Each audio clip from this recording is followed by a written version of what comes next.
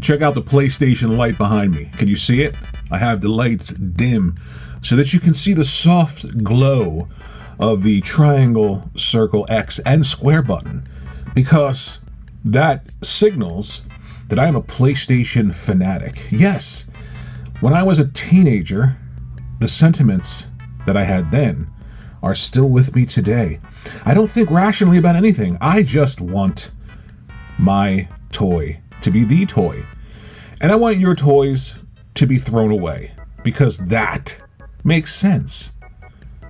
As an old man, I can tell you that when it comes to that line of thinking, you could be classified in the category of a fucking moron. Now, I'm not saying you can't like a brand. I love Nintendo, but there's a distinct difference between these brands. And in this video, I'm going to tell you why PlayStation has two choices. Only two. Even in the heights of selling 70 million PlayStation 5s, even in the heights of having, I think, more people subscribed to their service than Xbox does with Xbox Game Pass. Despite all of that, here are the choices that PlayStation has. They can either become a lot, and it's not going to happen, a lot more like Nintendo, or they have to become a lot more like Microsoft and Xbox when it comes to the strategy. And I'm going to explain this to you. Don't worry. I know you're saying, but Nintendo is going to be threatened by mobile devices and handhelds like Steam and Rogue Ally and everything else that's $700 to $1,500. This is where being old is a benefit. PlayStation has something called cost, and so does Microsoft and Xbox, and so does Nintendo. But there's a very different way that they've all structured themselves to deal with that. Let's take Nintendo first, and then we'll throw it away because it's really about PlayStation and it's about Xbox. Nintendo decided a while ago that even though they were making consoles that were kind of powerful, they could compete in generations like the PS2 generation with the GameCube, they were still doing things extremely differently internally when it came to acquiring components for their hardware, when it came to creating video games, when it came to development costs or outside factors that increase cost. They figured out that in order to be the brand that they want to be, not the brand that PlayStation or Xbox is, the brand that they want to be to enable to ensure themselves future-proofing themselves and their strategy and their brand, they had to do something called lateral thinking with weathered tech. What does that mean, Wary? Why is that important? It doesn't make sense. Nintendo makes games, PlayStation makes games. Cost is the same. They're going to go under. The difference is, in order to acquire components for a new generation's systems, Nintendo decided we're not going to go after the component cost of what PlayStation does to get a PlayStation 5 out the door, or what Microsoft does to get an Xbox Series X or even a Series S out the door. Take the Series S. How much do you think it cost today to acquire the components versus before the Series S and X launched? Much, much less. And if your new generation console cost what the Series S component cost sheet is today, then you are instantaneously putting yourself in a position to create, market, distribute, and ship a console that makes you profitable day one. Now, I understand the theory here is, well, they're not going to be able to compete, Wary, because it's a weak system. They've got mobile components. Look at Steam Deck 2 coming. Take a look at Breath of the Wild, Tears of the Kingdom. Does anybody believe that if I showed you those games before the Switch launched, that they would be running on hardware that was the Switch? No. Did anybody really care about that? No. Why? Because the audience that consumes Nintendo doesn't care about that stuff. They know that they're going to get a system that essentially is a new canvas for Nintendo creators to create on. But worry, the whole market is third party, and if they're not getting them, and Steam and ROG Ally get them all, they're fucked. The difference is, they're not that kind of a brand. No one's opening Steam Worlds in Orlando, Florida, or Super Mario Lands, or Donkey Kong Country Lands, or Zelda Lands within theme parks. Nobody has clothing, apparel, toys, films, food. Nobody has that. Nintendo does because they are Disney. Disney is structured in the same way that Nintendo is. The difference is the cost in the industry don't affect Nintendo in the same way because they don't put themselves at that high end. And if you don't like purchasing a system that isn't the screaming high end of technology at the time the system launches, then you don't buy a Nintendo system at all. But this is why PlayStation is going to have to become more like Nintendo or a lot more like Microsoft, because Microsoft and Sony, they play this high-end cost game. Everything they do. The PlayStation 6 has to be, the most cutting-edge device ever. It has to have the current CPU or at least something equivalent to it, current GPU. You guys are, the only thing you're going to think about when you hear PlayStation 6 is, what's the spec sheet say? How many teraflops? How many floating point calculations? How many polygons can this monster push before we even see a video game that takes advantage of the system? Why do you think it took, I don't know why I talk like that. Why do you think it took so long, and it's still taking so long, for Insomniac, for Sucker Punch, for Naughty Dog, for all of these once glorious studios that released at least 3 or 4 games a generation? Why do you think they're all, minus Insomniac, why do you think they're all releasing one proper PS5 game this generation? One.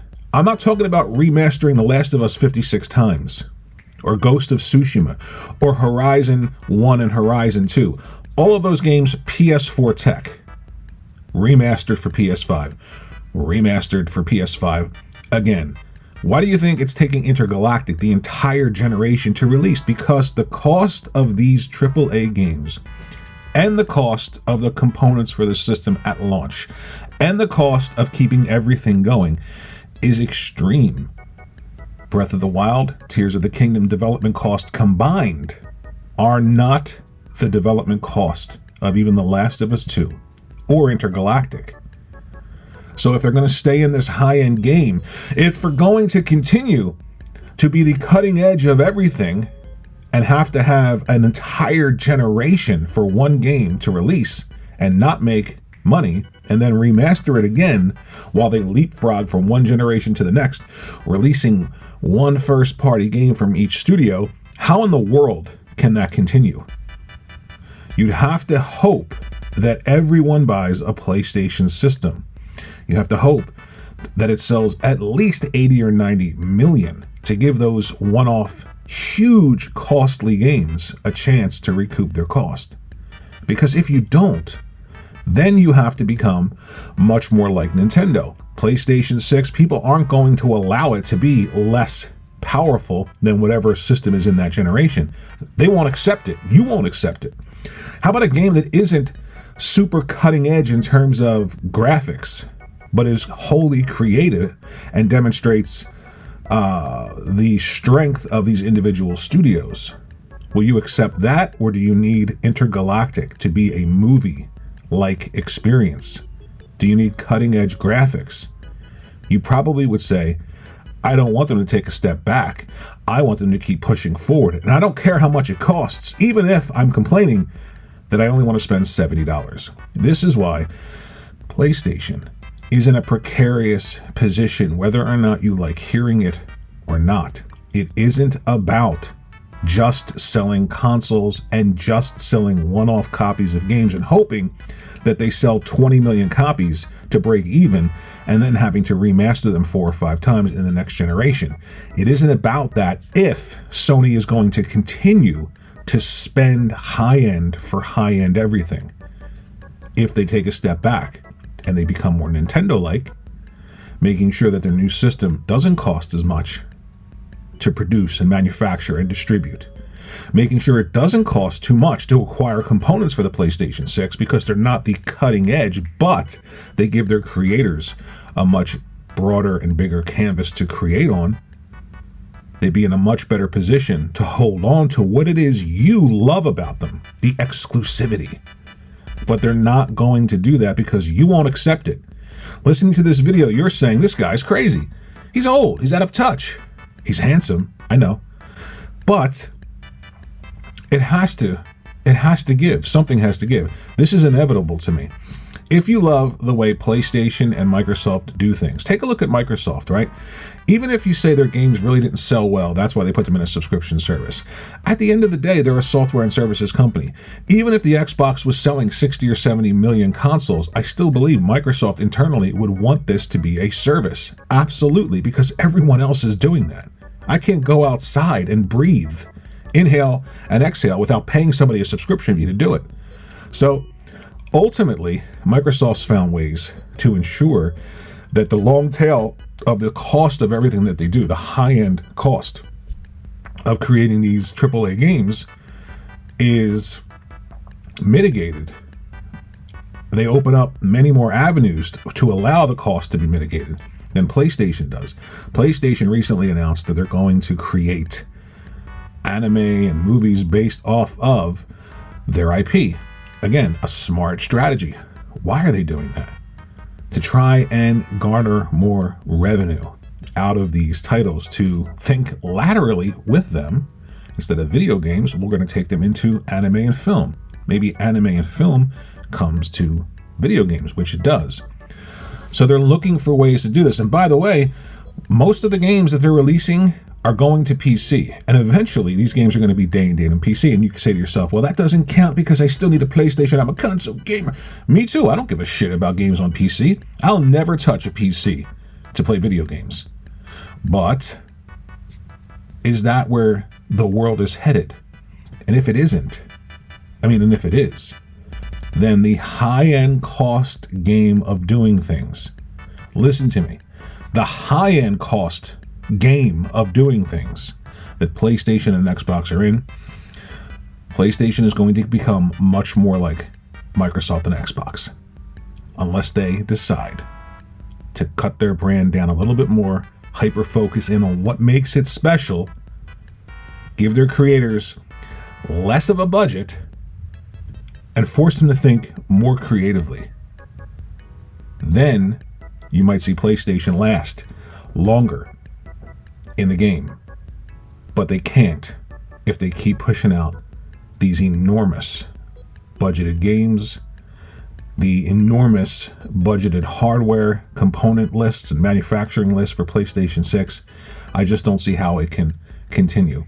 Do I think Xbox as a console is going to be the number one choice for people eventually? Absolutely not, because they can't communicate their strengths in any way. Think about this. How in the world, I gotta pick my nose. How in the world can they have a more powerful system, and it is, a least powerful system that costs a lot less than anybody else has on the market? You can buy your games. You can buy your games at a discount than anybody else if you're subscribed to Game Pass. And if you're subscribed to Game Pass, you can download and play them day one. And they still can't communicate that idea to people.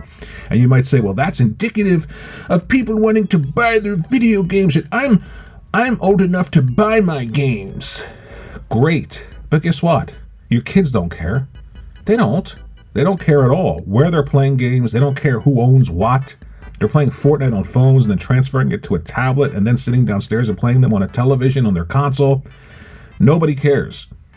And the only way PlayStation can continue to be PlayStation, the PlayStation brand that you know, the PlayStation brand that you love, is if they figure out this high-end cost game that they're in with Microsoft.